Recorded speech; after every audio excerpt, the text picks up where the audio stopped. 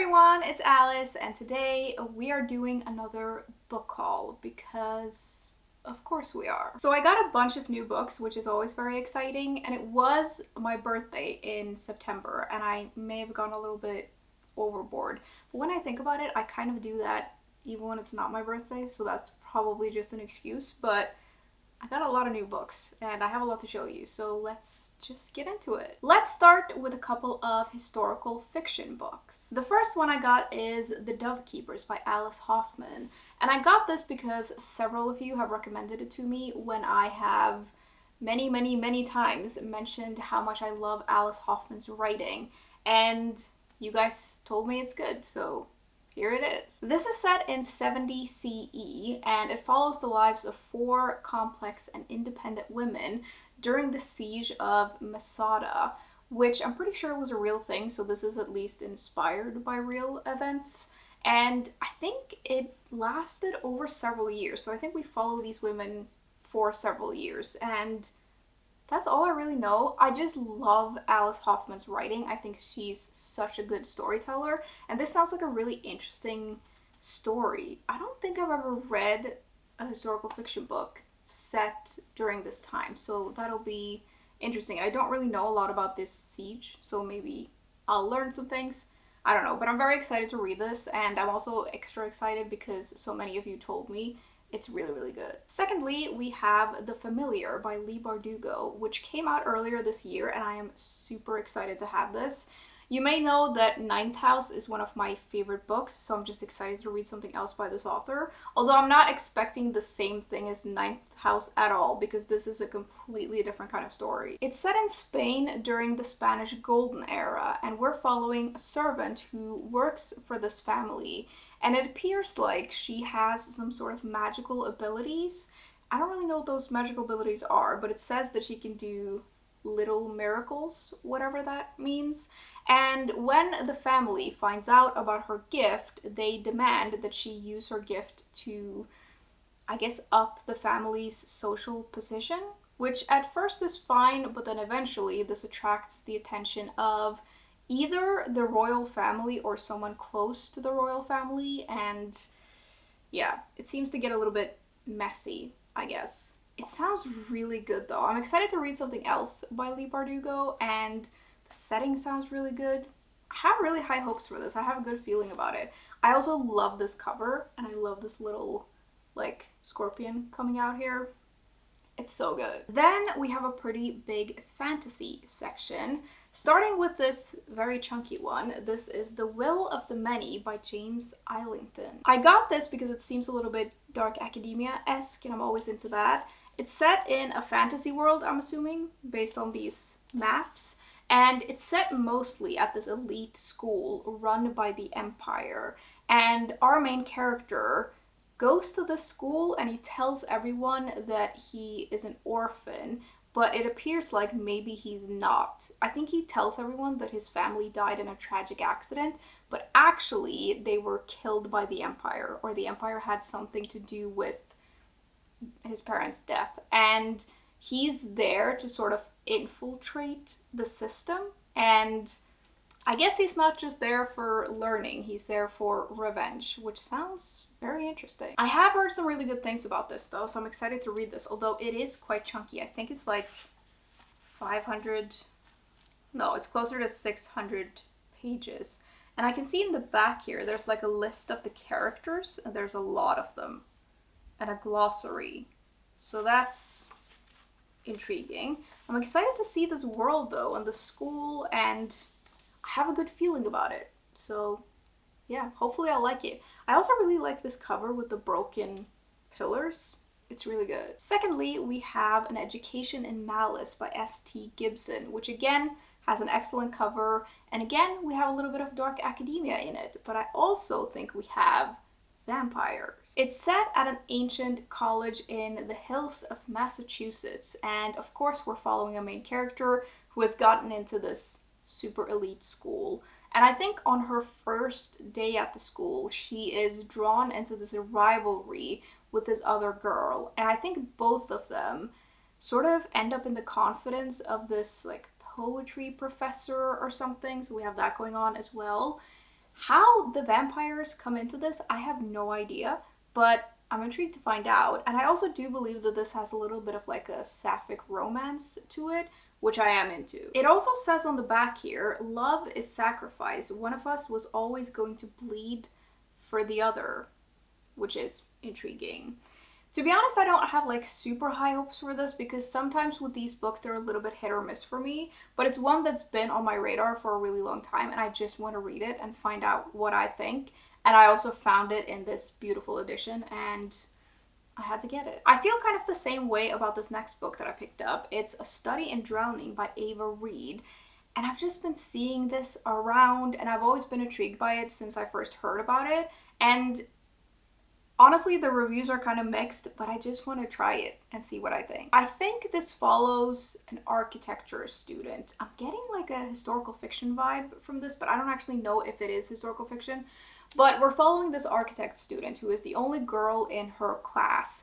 And I think she enters this contest to rebuild the mansion of this famous author that she has loved since childhood. I think it's like a fairy tale book that he wrote that she's like obsessed with, and she wins this contest and she starts like working on this project, but of course it ends up being like way more complicated than it's supposed to be.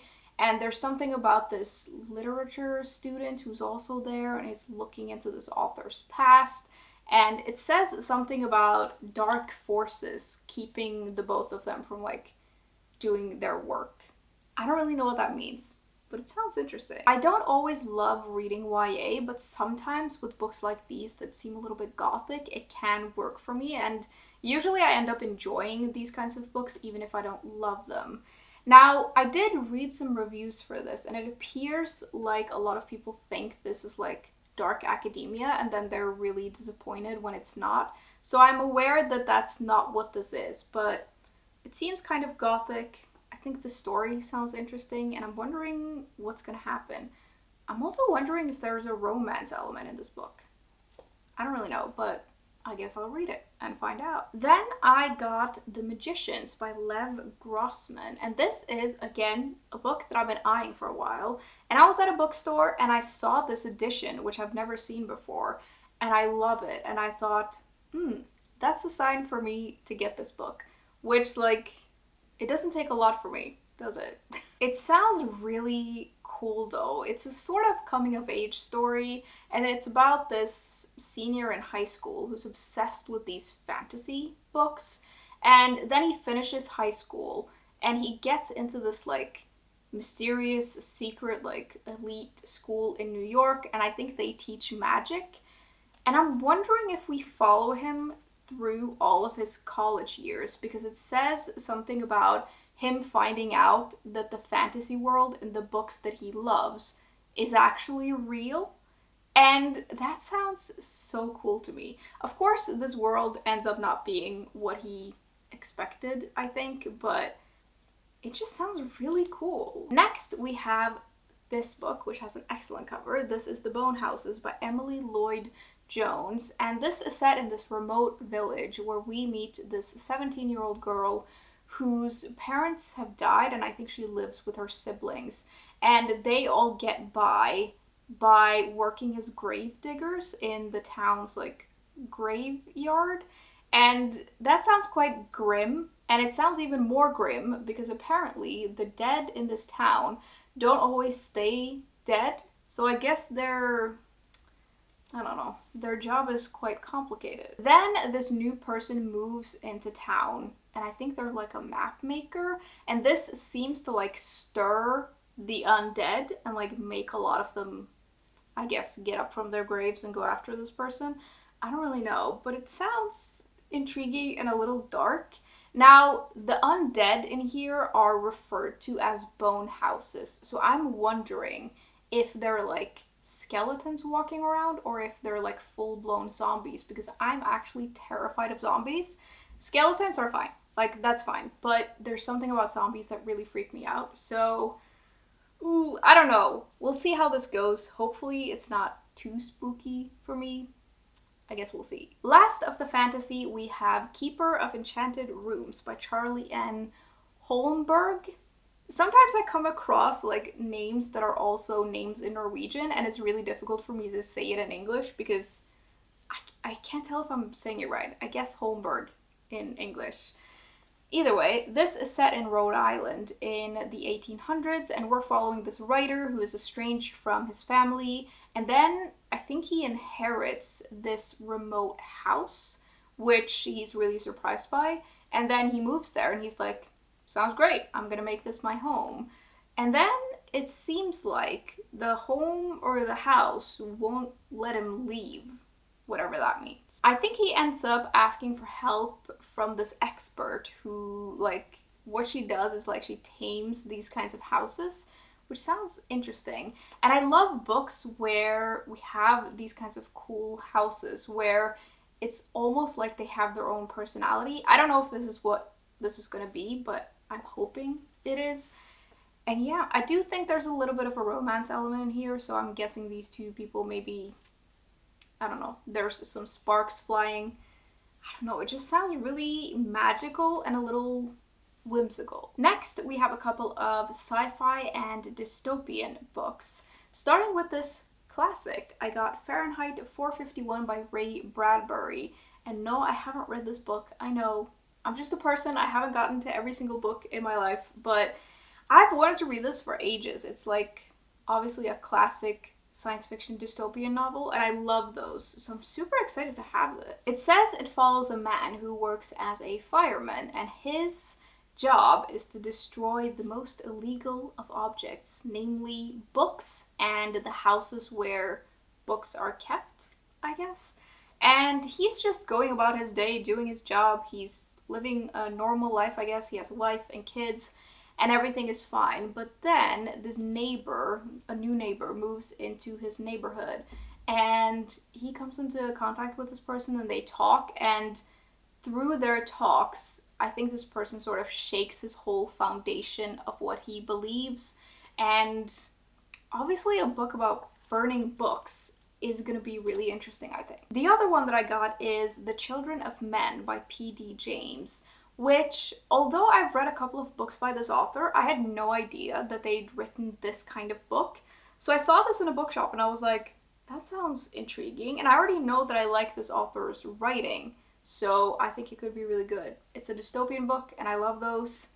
I'm very excited to see what this is like. The story is set in a post-apocalyptic world where humans have become infertile, and the last generation to be born are now adults, and so they are the last generation of people. And I don't really know what else happens in this book. I just know about the premise, and it sounds just very interesting. I feel like I've seen that there is a movie of this, but I haven't seen the movie, so I don't know what it's like. But yeah, I always enjoy these kinds of books, so I think it's going to be good, especially because I know I like James's writing. Moving on, we have another big section with some mystery and horror books. The first one I have is a very new release and a book I'm sure you all know I've really been looking forward to, so I'm super excited to have this. It's We Solve Murders by Richard Osman.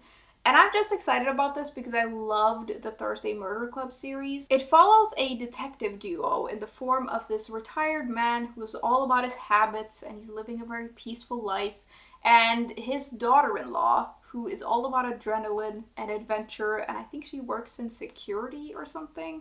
And together, they solve murders, I'm assuming. I have no idea what the mystery is in here. I'm sure there's a dead body and a killer on the loose. I don't know. I don't need to look into it because I'm sure this is going to be like super enjoyable either way. And this duo does sound really good, so I'm very excited.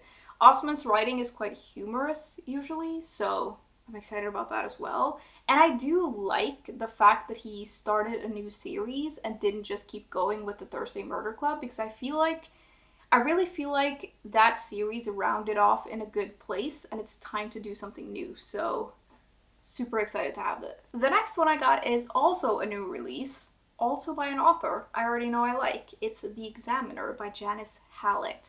And I really like this author's writing style. She writes epistolary novels, so all of her books are like correspondence and letters and texts and things like that.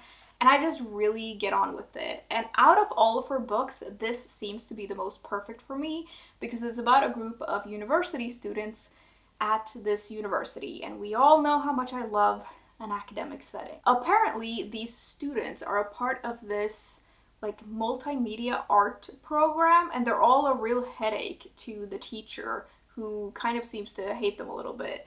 And I think they were coming from all walks of life. I don't really know how they all got into this program, but maybe we'll find out. But I think the examiner who's looking at their final project, they find some sort of message in it, like something about someone maybe possibly dying or they're already dead, and like that's where the mystery is. I don't know how we're gonna do that at all, but it sounds super good. And I just really like this author's books. Like, I'm sure I'm gonna love this. Then I picked up The Broken Girls by Simone St. James. And this is a book that I got because one of you recommended it to me, actually, and I looked into it and it sounded really good. And since I got it, several of you have recommended this author to me, and I've been told that like these books are perfect for autumn, so super excited to have this because of that, because I love autumnal books. It seems to be the kind of book that has two perspectives. One is set in 2014 and the other is set in the 1950s.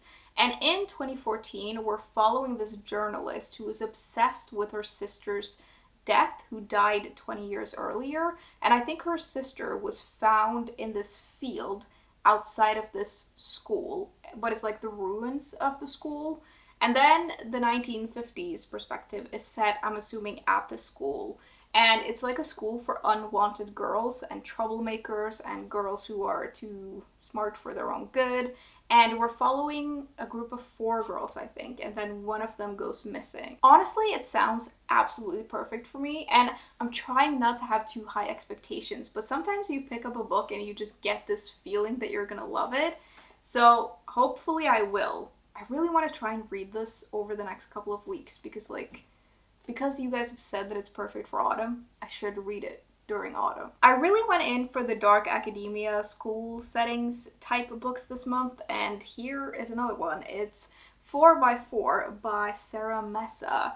And this is about this, again, an elite school where the wealthy send their kids to keep them away from the destruction of the world or something, which makes me wonder what kind of world we see in here, if there's like a dystopian setting.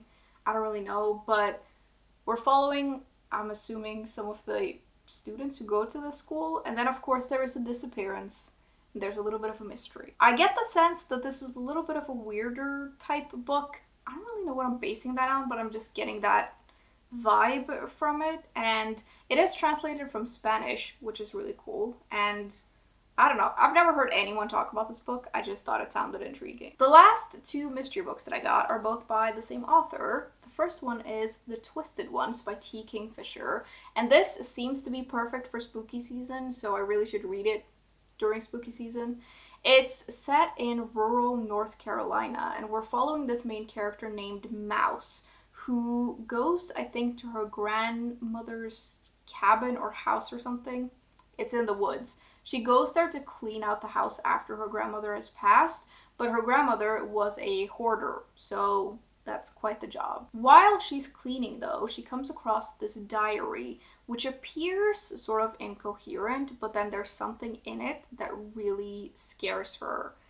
And I don't know what else is going to happen in this book. I feel like there are some creatures in it or something, and if it's set, like, in a rural area, I don't know. It sounds really creepy. Hopefully it's not too scary for me, but I am getting like sort of scary vibes. The other one that I got is A House with Good Bones, and loads of you have recommended this to me. I have mentioned several times how much I like T. Kingfisher, so it may be because of that, but yeah, a lot of you seem to like this book, which is exciting. It sounds creepy. It's about this woman who returns to her, like, the home that she grew up in, where her mother lives, and she's excited to see her mom and hang out with her. But then she gets there and everything is just different, and the house is really different, and her mom is really different, and she seems to like jump at the smallest thing. And I'm guessing there's something weird about the house. What that is, I don't know. If it's really scary, I don't know, but I guess we'll find out. I do really like this author's writing style though. There's something about it that just really works for me.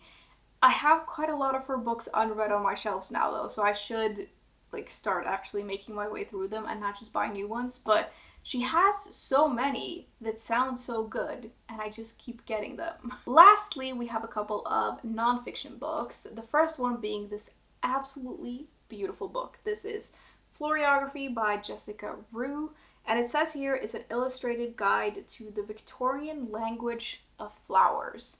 Now, I've been following this artist on Instagram for years and I love her art, and I saw this book come up on my feed and I was like, oh my god, I need to get that. It is so, so beautiful. Like, it's basically just an illustrated guide to all of these flowers, but it's just so pretty, and it's one of those books that I just wanted to have. I don't know if I'll ever read this back to back, but I just wanted it because it's so pretty. And yeah, it's just a really pretty book. I really like this artist, so I had to have it. I did see that she's coming out with a book like this, but about birds as well, which I definitely am gonna get. I don't know what it is, but the older I get, the more I'm interested in birds. Then at the very end, we have a book in Norwegian actually. It's Post Mortem by Tor-Håkon Gabriel Håvardsen. And this is my second book by this author. He is both an author and a funeral agent, so he writes books. I think he has some fiction books as well, but the books that I've read by him are about death, and this one is as well. And I just really like reading books about death, and I really like this author's style and tone, and I just think it's really, really interesting. So I liked that first book by him, so I wanted to get this one as well. Alright, that was the end of my very big stack of books. Always exciting to have new books, although you would think that I had more than 24 hours in a day with the amount of books that I get sometimes, but you know, one day I'll get to them all, right? I'm sure. Anyways, I'd love to know if you have picked up any exciting new books lately, or if you've read any of the books that I mentioned. I'd love to hear what you thought about it. And that was kind of it for the day. As always, thank you very much for hanging out with me today, and I will see you soon. Bye!